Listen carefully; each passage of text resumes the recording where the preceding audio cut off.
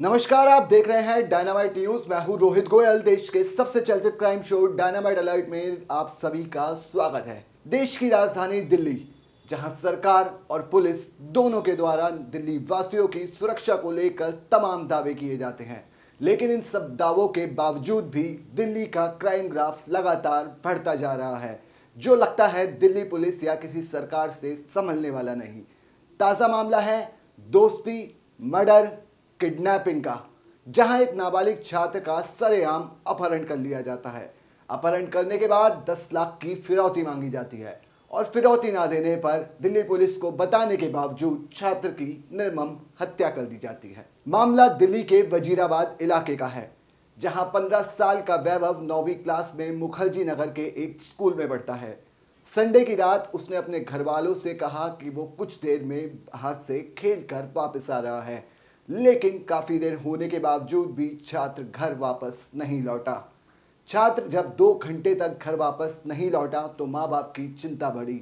माँ बाप ने छात्र को ढूंढने के लिए इलाके के तमाम इलाकों में पूरी कोशिशें की, लेकिन छात्र का कोई अता पता नहीं लगा, जिसके बाद मजबूर होकर पिता पुलिस स्टेशन गए। पुलिस स्टेशन में छात्र का पूरा ब्यौरा दिया गया, छात्र से संबंधित सभी डिटेल दी गई। उसके बावजूद भी पुलिस मामले की तह तक नहीं पहुंच पाई, या यूं कहें समय रहते पुलिस मामले की तह तक नहीं पहुंच पाई और छात्र की जान नहीं बचा सकी। बताया जा रहा है कि घर के पास रहने वाले कुछ नाबालिग छात्रों ने और उस छात्र के दोस्तों ने ही छात्र को बहला फुसला कर घर से बाहर बुलाया और भलसवा डेयरी के पास जंगलों में ले गए। पिता के पास थोड़ी देर बाद एक फोन आता है, जिसमें 10 लाख की फिरौती की मांग की जाती है। पिता ने आनंद फानन में पुलिस को पूरे मामले की सूचना दी। पुलिस एक्शन में आई, पूरे मामले की छानबीन शुरू की, इलाके के सीसीटीवी खंगालने शुरू किए और छात्र के जब कॉल रिकॉर्ड्स को खंगाला गया तो 7 बजे के बाद जब छात्र घर से निकला था उसके बाद के तमाम कॉल रिकॉर्ड्स खंगाले गए तो पुलिस के हाथ कुछ सबूत लगे। पुलिस ने कॉल रिकॉर्ड्स के आधार पर छात्र के कुछ नाबालिग दोस्तों को हिरासत में लिया तो पूरे मामले का खुलासा हुआ। पूरे मामले की गुत्थी ये थी कि छात्र के ही दोस्तों ने उसका अपहरण कर लिया और भलसवा डेयरी के जंगलों में ले गए। छात्र के पिता विकास गर्ग से 10 लाख की फिरौती मांगी गई। छात्र के पिता विकास कैब ड्राइवर का काम करते हैं, जिनके लिए 10 लाख एक बहुत बड़ी रकम थी। छात्र के पिता घबरा कर संबंधित पुलिस स्टेशन गए, जहां पर उन्होंने पुलिस को पूरे मामले की सूचना दी, लेकिन जब तक पुलिस कातिलों तक या उन किडनैपर्स तक पहुंच पाती तब तक छात्र की मौत हो चुकी थी। तीनों नाबालिग दोस्तों ने अपने ही दोस्त का किडनैप कर बड़ी ही बेरहमी से गला रेत कर उसकी हत्या कर दी।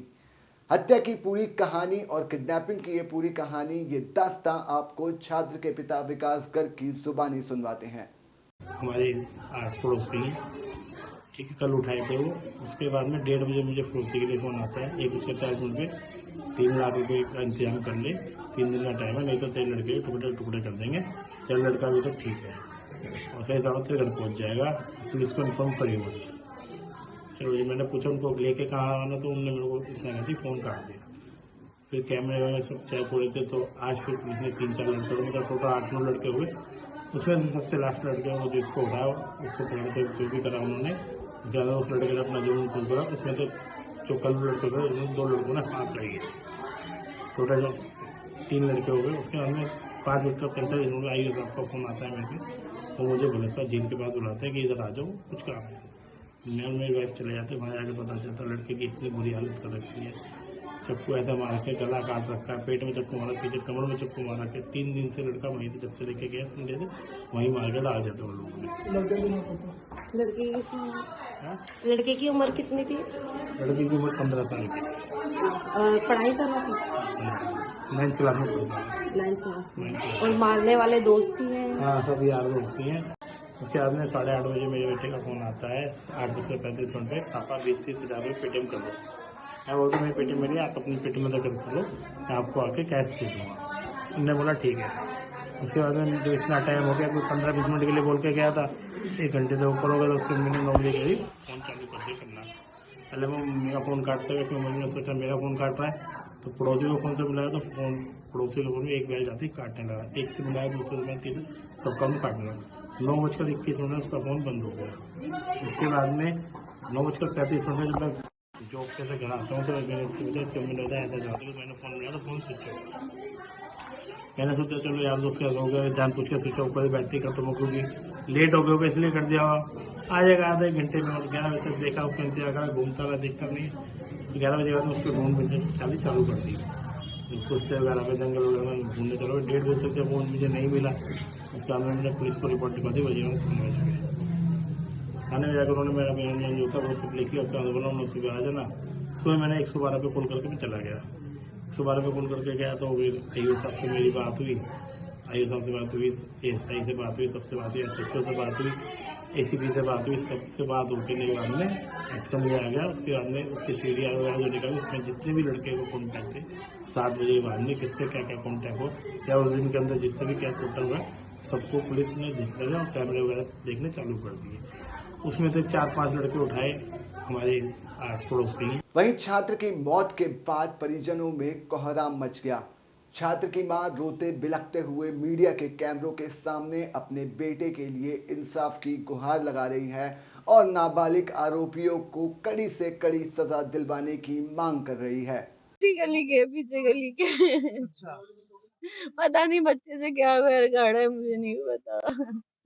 परसों शाम को गया मेरा बच्चा, संडे को 7:30 बजे। 10 मिनट में आ रहा हूँ, उसके बाद पता ही नहीं लड़के का मेरे का। घर से ही बुला करके ले गए थे? फोन आया था कि बाहर आ जा, पूछते थे बस। आज शाम को क्या जानकारी मिली? आज शाम को फोन आया आपके पास? उन्होंने बोला कि बस जगह बताई थी, वहाँ आ जाओ। उसके बाद मुझे नहीं पता। आप लोग वहाँ गए? मुझे देखने नहीं दिया। कोई फोन भी आया था पिता के पास? क्या 10 लाख रुपए दे दो, नहीं तो मार देंगे।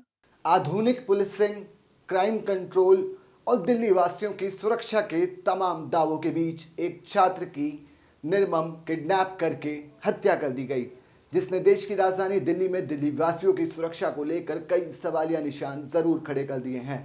छात्र के पिता द्वारा समय रहते पुलिस को पूरे मामले की सूचना दी गई। पुलिस अगर समय रहते इस पूरे मामले पे एक्शन ले लेती तो छात्र हम सभी लोगों के बीच जिंदा होता और अपने परिवार के साथ हंस बोल रहा होता।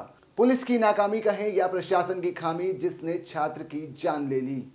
दिल्ली में बढ़ता क्राइम ग्राफ सरकार और पुलिस और समाज सभी के लिए एक चिंता का विषय है, जिसको जल्द से जल्द कंट्रोल करना सभी की जिम्मेदारी है। आज के डायनामाइट अलर्ट में इतना ही। फिर मुलाकात होगी एक नई क्राइम स्टोरी के साथ। तब तक आप अपना ख्याल रखिए, सावधान रहिए, सुरक्षित रहिए, क्योंकि नजर हटी तो घटना घटी। नमस्कार।